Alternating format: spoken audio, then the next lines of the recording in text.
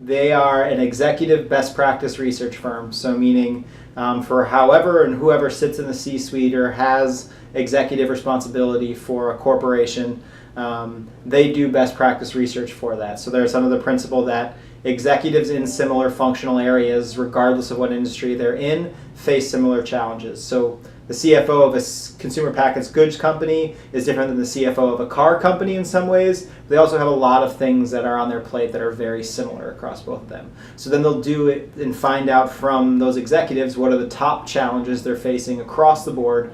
And then their job is to do best practice research to find the companies that they believe are solving those challenges the best and most progressively, and then teach and document back to the members what the most progressive companies are doing.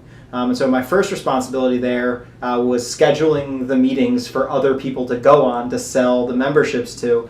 And so that was a job that, some days, especially as I started getting going, it'd be about 200 phone calls a day to chief marketing officers and chief advertising officers at, Fortune 500 and Global 3000 companies. Their target market was any company that was making $750 million in revenue a year and more. And so I was literally calling all the hardest people on the planet to reach from a business standpoint, and tasked with scheduling meetings for someone else to go on.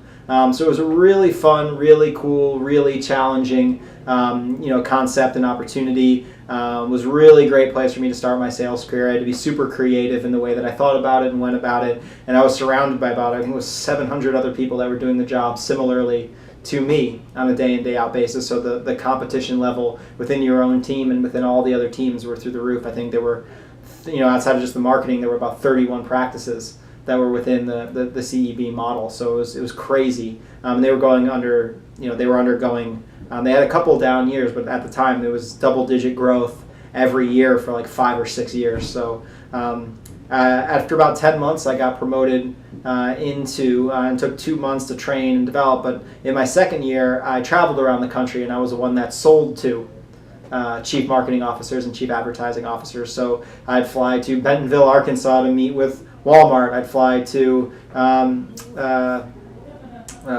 Florida, Miami to meet with Dole. So I was all over the place, meeting all these different companies, traveling a lot, and it was an awesome experience to get out there and really challenging for me as a 25, 26-year-old to be sitting in front of some of the most decorated and accomplished people in the entire world, trying to sell them our membership. So it was a really cool experience. I had a really, really slow start, but then I finished incredibly strong. But it was at that point that even though I loved being at CEB, I loved every experience of it. That was when the NBA came calling.